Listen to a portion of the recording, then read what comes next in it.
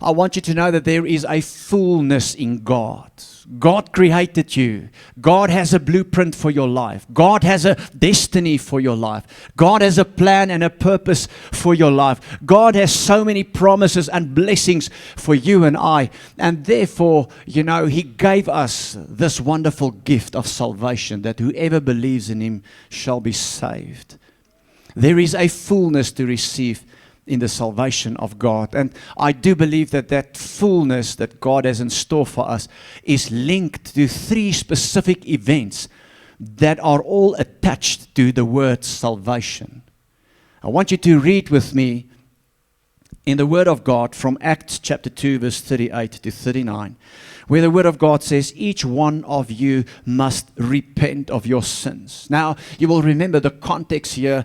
This passage was written, or this passage, what happened here, happened just after the outpouring of the Holy Spirit on the day of Pentecost. By the way, we are celebrating Pentecost when? Next week, Sunday.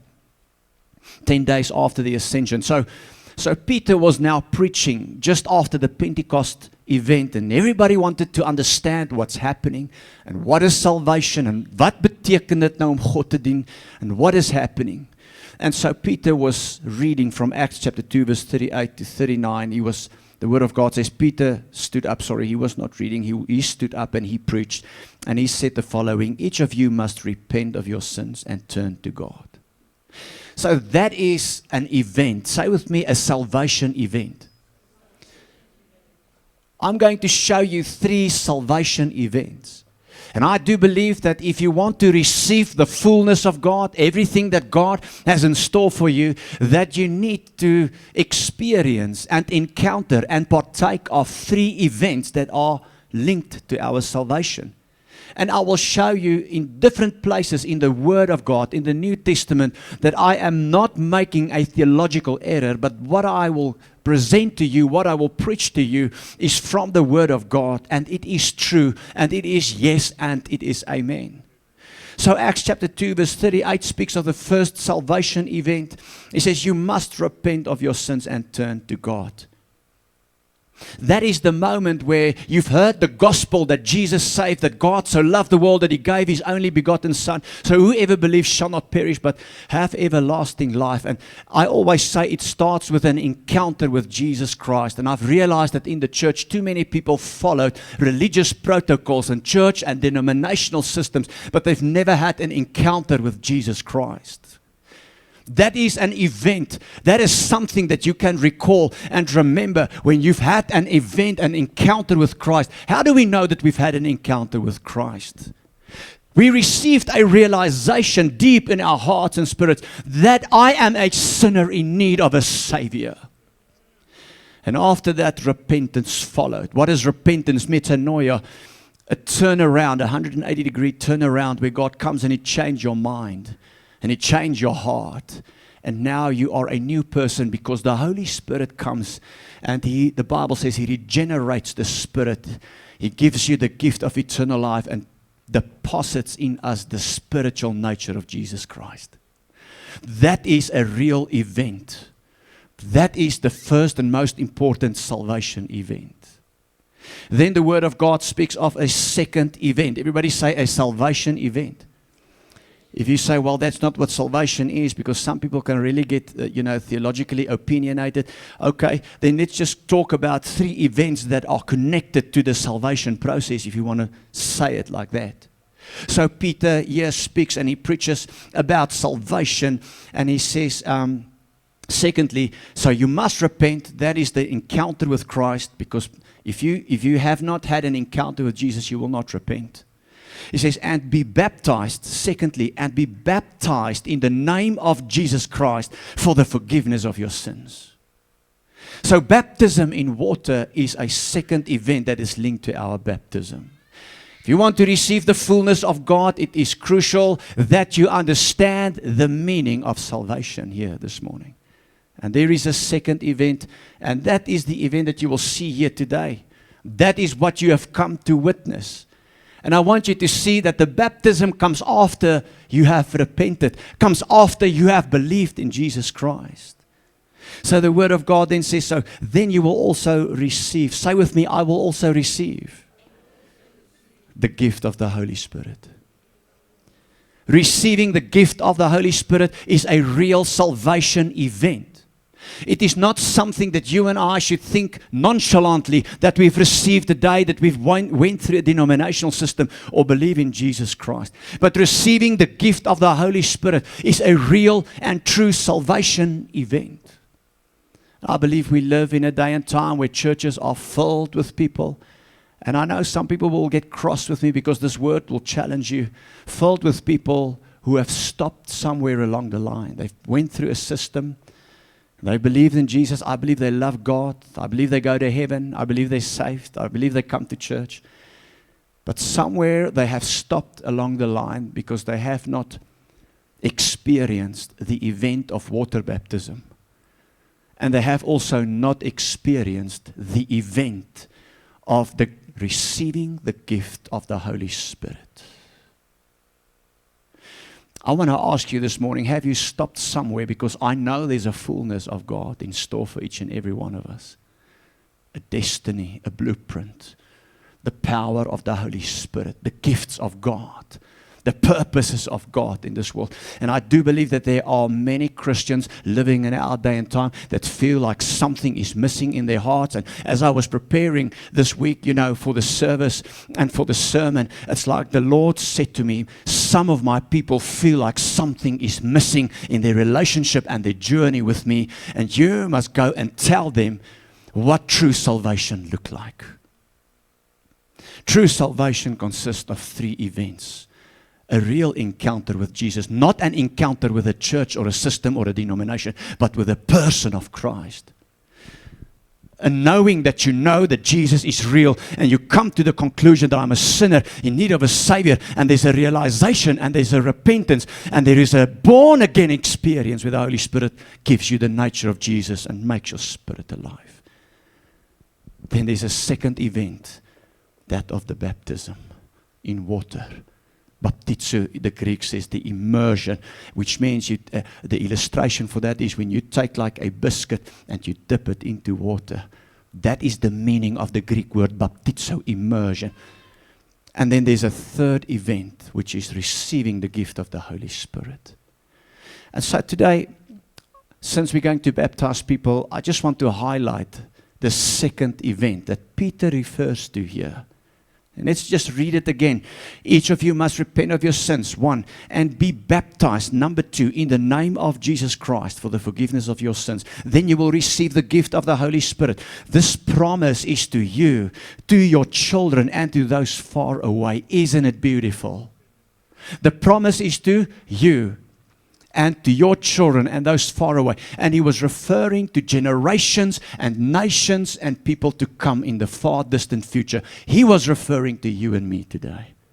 Have you noted that many people who are believing in the belief that the gift of the Holy Spirit ceased with the apostolic age, they say, well, it ceased with the apostolic age. I want to tell you that's not what the Bible says. The Bible says that the gift of the Holy Spirit is for you and your children and generations to come. And it's never changed. And so sad that many people have stopped somewhere in the salvation process. I call it the salvation process. They believe in God, but they have not been baptized in the water. They believe in God, but they have not received the gift of the Holy Spirit, the baptism in the Holy Spirit. And you may say, well,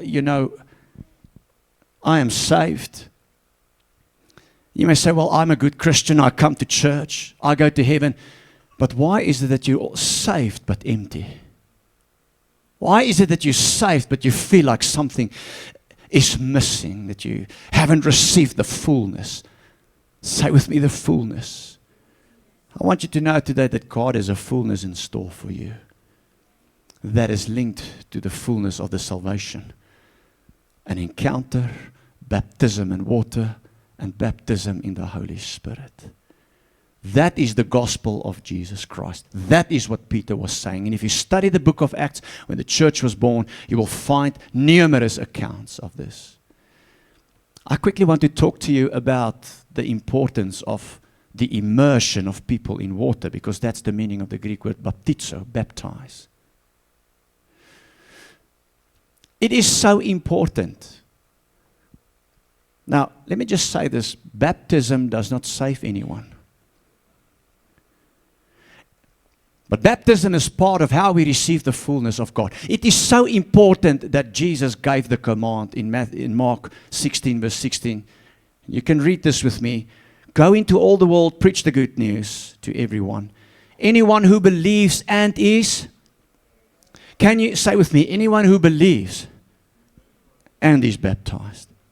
Can you see that baptism comes after belief?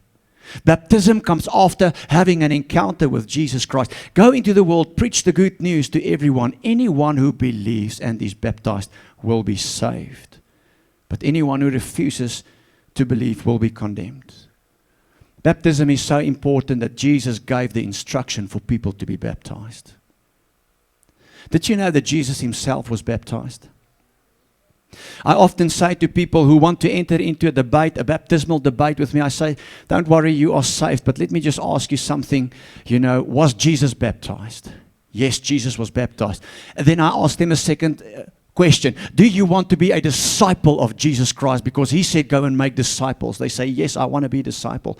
Then I asked them, so what is the meaning of the word disciple, or in the Greek, mathetes? And they say, well, that is to be like Jesus. I say, so why are you debating the baptism when you see Jesus got baptized at the age of 30?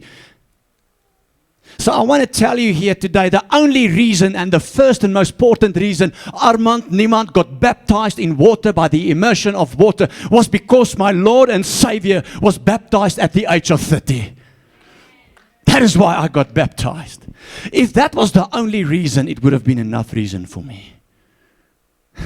I need no more reasons, because I am like my Savior. You are looking at a disciple in progress. I want to be like, I want to live like, and I want to love like my Savior. Hallelujah.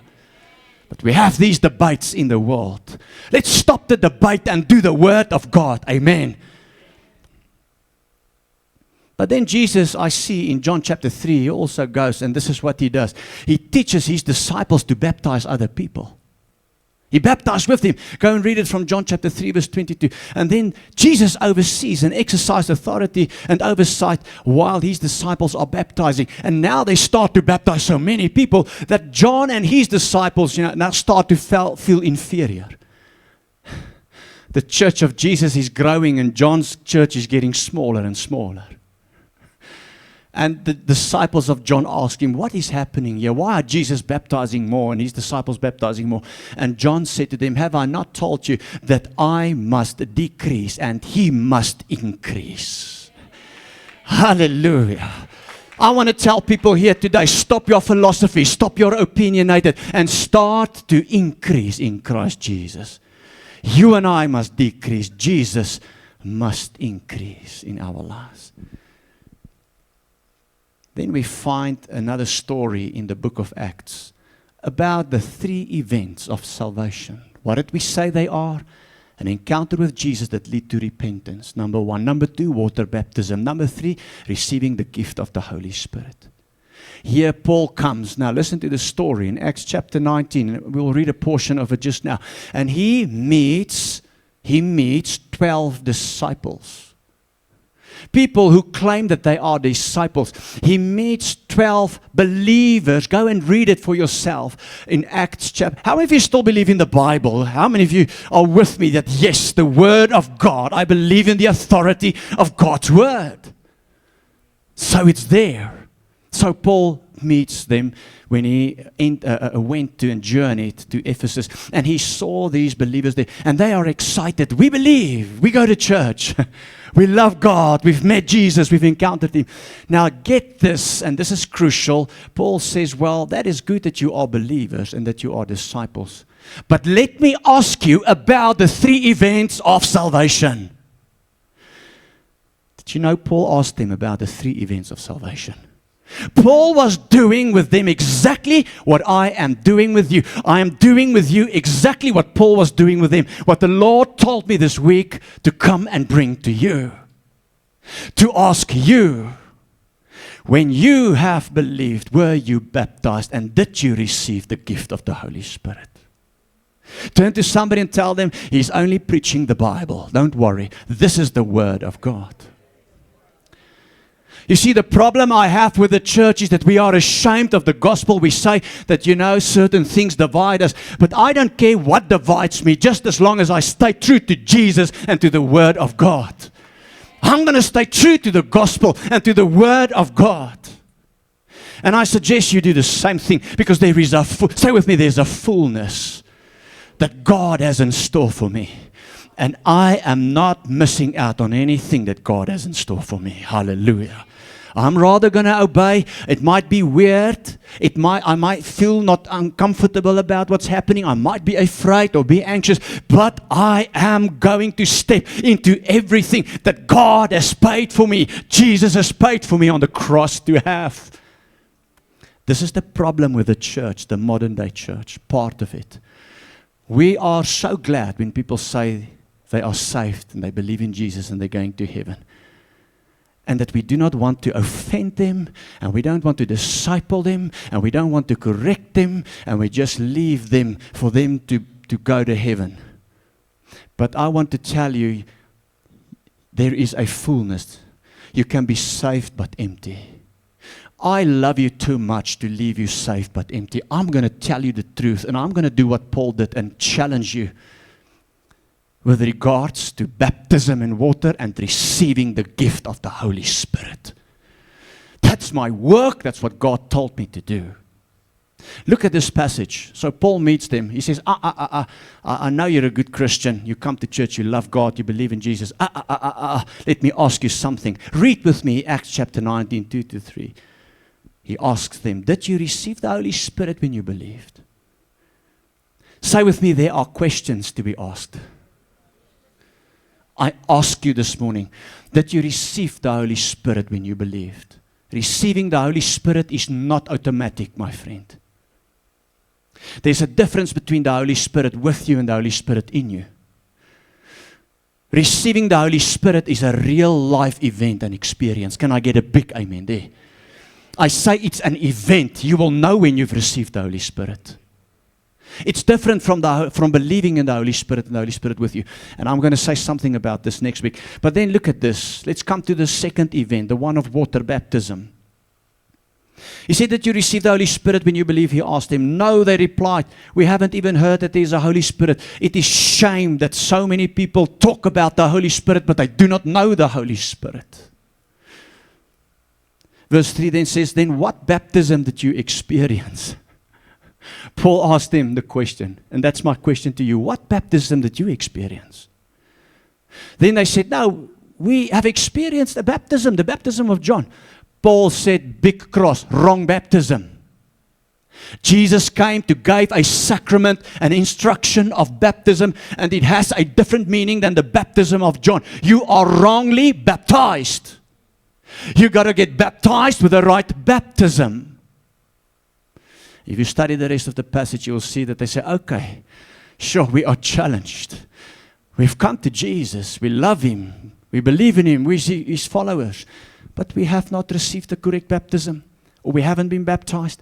And we haven't even heard about the gift of the Holy Spirit. Paul says, come, come. And I believe this is the responsibility of the church of the Lord Jesus Christ in our day and time to say, come, come, let me help you. And there was water there, and He immersed them and He baptized them, all of them. And guess what? When they came out, he did the third event linked to salvation. What is the third event linked to salvation? To receive the gift of the Holy Spirit. Isn't it powerful? And what did he do? He says, you have now had 2 out of 3. You believe in Jesus, I've baptized you. He says, let's make it 3 out of 3. Come and look at somebody and tell them it's time you make it 3 out of 3. It's not something you do. It's not a little box you checked. It is to step into everything God has in store for you. It's to receive the fullness of the fullness of the fullness of what God has in store. He laid hands on them. And they received the Holy Spirit. The Bible says, and they started to go like this. Ne brodoshte-mente leberesikatarabahantu non brodoshte-mente lerebebe. And some of them started to prophesy. You think that is weird? Let me tell you what is more weird when you open your eyes and you realize that you've missed everything. Let me tell you, there's nothing simple and easy to understand about our supernatural God. It is not weird, it's supernatural. And God has that gift in store for you. Why do people settle for less? Why do people stop somewhere along the line and they live saved but empty lives, church? God calls you to fullness this morning. Look how important the baptism is that Paul asked the question. If you study the book of Acts, you find 9 examples of exactly what I've explained to you here. Why do we miss it? We cannot. Listen to me, church. We're not criticizing anybody. We're loving people. But I want to tell you today, there's a fullness in Jesus that God has in store for you. There are people here, and you do not like what I say, but you realize something is missing in your journey with Jesus. You realize you've said to yourself, this can be all. God, where are you? God says, I have a fullness in store for you. Have you been baptized? Have you received the gift of the Holy Spirit? So I can pour out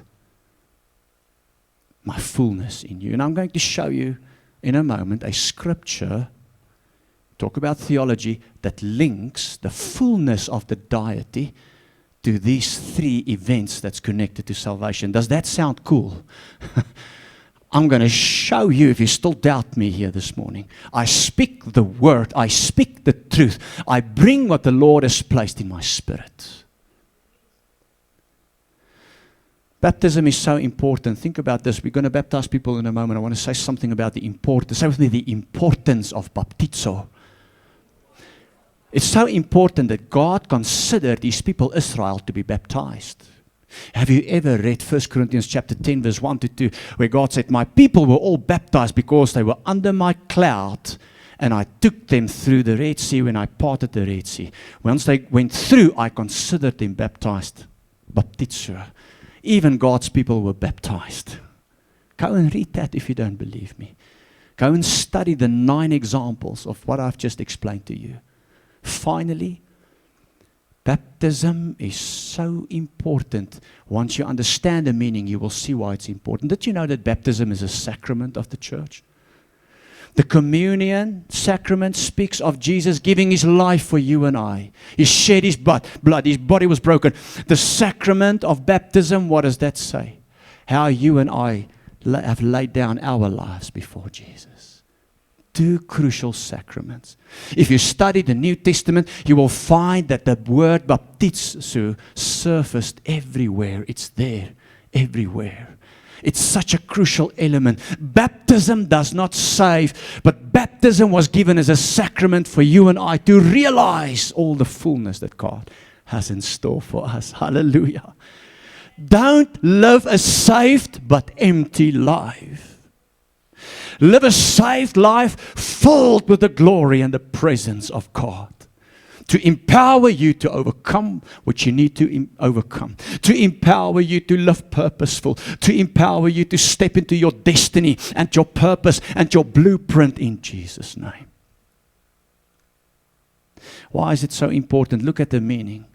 When you see people coming here today, and I've asked them today, Pastor Kyle asked them when we did the baptismal class. By the way, if you want to know more about baptism, look at our next date and there will always be a baptismal class. And you can come to the baptismal class. You don't even need to be baptized, but just to learn, understand.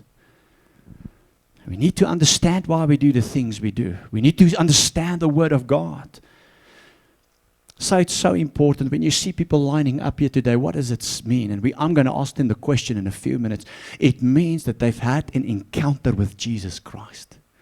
Baptism is so crucial. It is a public testimony, a public witness that I have met Jesus and I can never be the same again. And when I encountered Him, I came to a realization I'm a sinner in need of a Savior. And once I received that realization, I repent. I say, sorry, Lord, for the things I've done. and sit and do. I don't want to do it anymore. Change my heart and change my mind. That's repentance, metanoia in the Greek. Once you've done that, the Holy Spirit comes and says, there's a true repentance. And what does He do?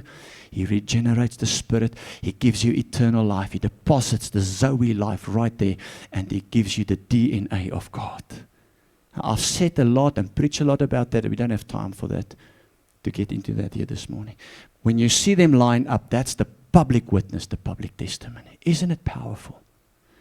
But now look at this. Now they get in the water. By the way, if you want to, listen church, if you want to study a pivotal example of a baptism, go study Acts chapter 8 verse 26 to 40. The baptism of the Ethiopian eunuch who was baptized by the evangelist Philip.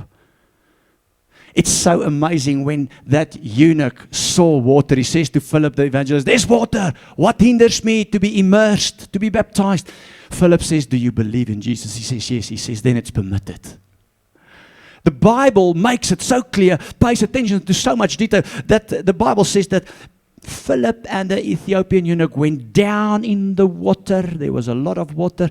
And then they got up from the water to make you and I understand the meaning of baptizo, full immersion. Why did Jesus give us the sacrament? And you know, when it comes to the sacrament, it's so powerful because Jesus actually explains why we need to be baptized. A burial must take place. We must hold funeral of that old person. Are you with me? Say with me, it's a burial. Bury who? I want to live. You can live, but your old person must die. That old nature must die. Had died when you met Christ. And we don't want that nature to bother you anymore. Now what are we going to do? We're going to put you in the water. That's burial. So with me, I'm getting in there. I'm burying the old. 2 Corinthians 5:17 says, if any man is in Christ, he is a new creation. The old man is gone. The old life, that which was past, is all gone. Now I'm a new person. And we say yes, and we bury the old past and the old man. It's a burial. Those people getting baptized here today, I'm going to put you in there. Cover you. That's the Bible. It's the gospel of Jesus Christ. Look at this. Some of you don't believe me, say this is too radical. No. And then also before I read it, when you get up because when the old person is buried, a new person rises. Why a new person? It's a person who's now led by the Holy Spirit. It is a person who's received eternal life with an eternal new identity and have come to an eternal home. Say with me, eternal life, eternal identity. Identity, I can tell you, is something so many Christians battle with. Coming to an eternal home. Hallelujah. That's why we're raised into a new life. Read with me to see if I spoke the truth. Romans 6 verse 3 to 4. The Word of God says, therefore, we were buried with Him through baptism into death. That just as Christ was raised from the dead by the glory of the Father, even so we should walk in newness of life. Did you see? We were buried with Him through baptism into death. Death of what? Death of the old man. That just as Christ was raised from the dead by the glory of God. Who raised Christ from the dead? The Father raised Him through the power of the Holy Spirit. So we rely and depend on the power of the Holy Spirit to walk in newness of life. And I may just quickly say that a person who gets baptized does not even all of a sudden turn into a perfect person. So don't expect a person that gets baptized here this morning to be a perfect person. It's a process, a lifelong process. But if you're led by the Holy Spirit, you will grow more and more and more into the image and likeness of Jesus Christ. I've seen it in my own life. You can ask my wife if you don't believe me. I'm no longer the same man now that I used to be. And she's very glad about that, by the way. I love her better. I treat her. Where is she? Maybe she can just say aloud, amen. You must change. You cannot change without the Holy Spirit. It's a process. Can I ask you, you're still doing the process? Of gaan jy nou sê soos hierdie klomp boere, so gemaak en so gelaat staan? Nee, dis 'n leuen van die vyand. Jy is nie so gemaak en so gelaat staan. You're not created like that and just to live in that. No, you were born and received into a sinful world with a sinful nature. You need God. You need the Holy Spirit. We need to be more like, live more like, love more like Jesus Christ. We have to change, church. So gemaak en so gelaat staan. Sies vir jou. Nou is jy nie lief vir jou vrou nie, soos jy moet wees nie. Or for your husband, you don't love your spouse, because newness of life goes to every part of our lives. Loving husband, loving father to my children, a good pastor, ever growing to be more like Jesus.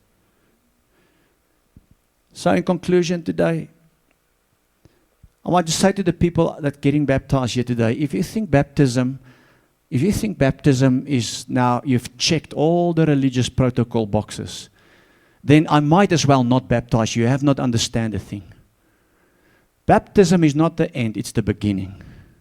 Can everybody say that with me? Baptism, getting baptized, this salvation event is not the end of my religious protocol.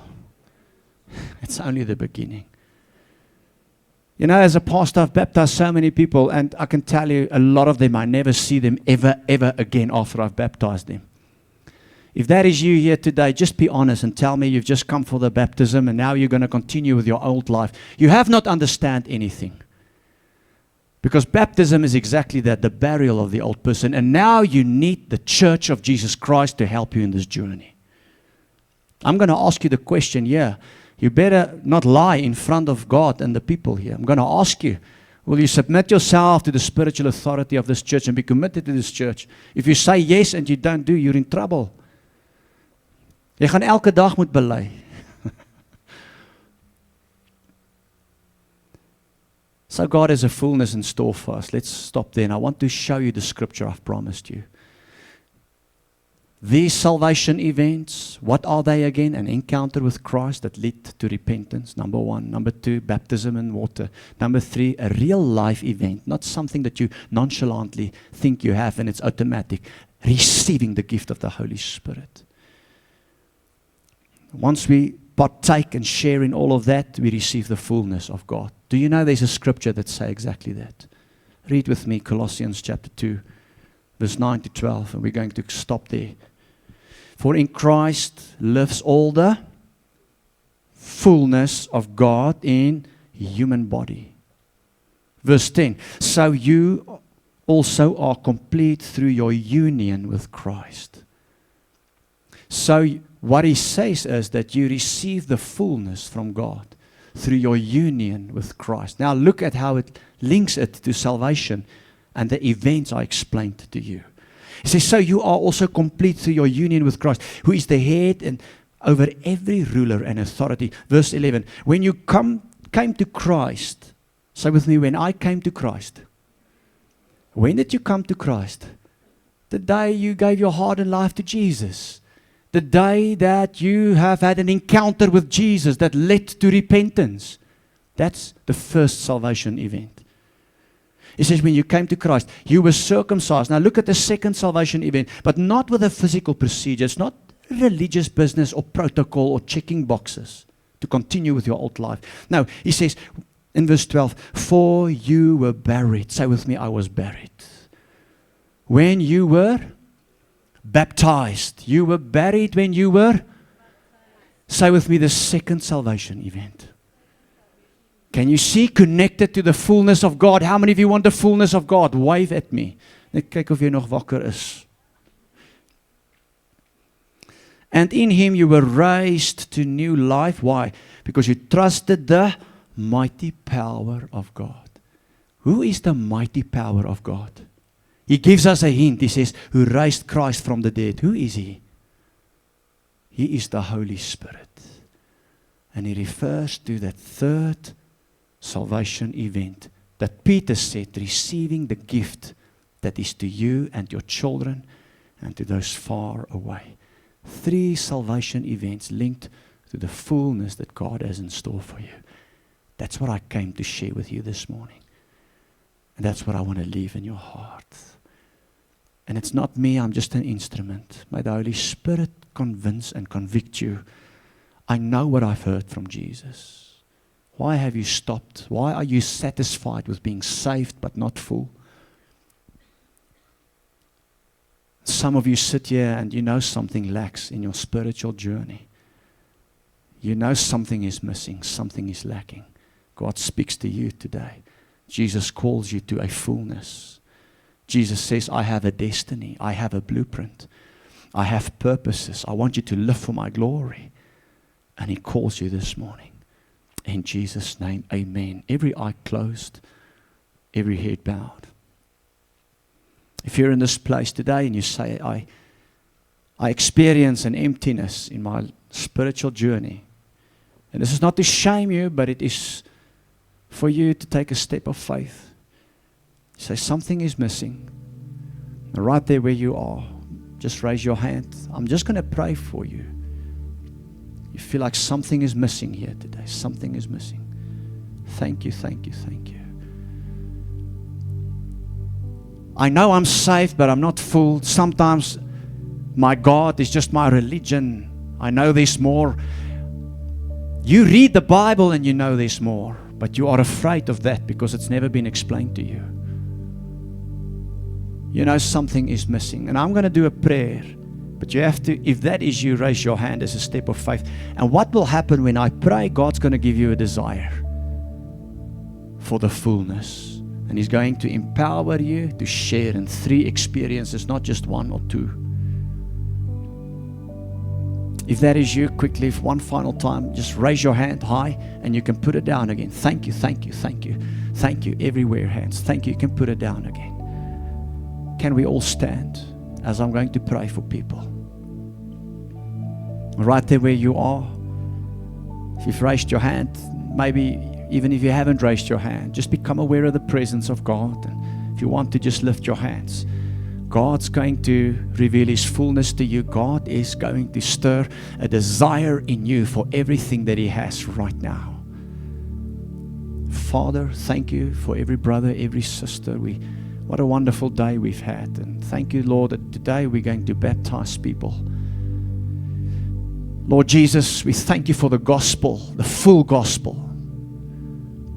Some people have not experienced everything there is. Some are such good children of God that they cannot imagine there's things they haven't yet experienced. But today I pray, Lord, that you remove the scales from their eyes like you removed it from Saul's eyes right now in Jesus' name. And I pray that you give them a desire right now, Lord, that they will never, ever, ever stop until they have received the fullness, every gift, until they've shared in every event, the gift of the Holy Spirit, receiving Him, the baptism in water by immersion, and an encounter with Christ. Receive it now. If you receive it, say amen. Yes. Give me the fullness. Speak to God. Say, give me the fullness. Yes. Lord, if there's more, I also want it. If there's more, I need it. In Jesus' name. Pray this prayer after me. Say, Father, thank you for your goodness and your love. I surrender my life. Jesus, you are so real to me. Thank you for what you've done for me. I call upon your name. Today, Lord, I pray, stir in me a hunger, a desire for everything you have in store for me. Give me the boldness to experience every salvation event. They are life-giving events. To have frequent encounters with you that leads to repentance. Water baptism, baptism in the Holy Spirit, a fresh infilling of the Holy Spirit. Give me a desire for more. In Jesus' name. Now speak to the Lord for 30 seconds, that which is in your heart. Just have a meeting, a moment with Jesus. A moment with Jesus. And yearn for Him. Hallelujah. yearn, yearn, yearn.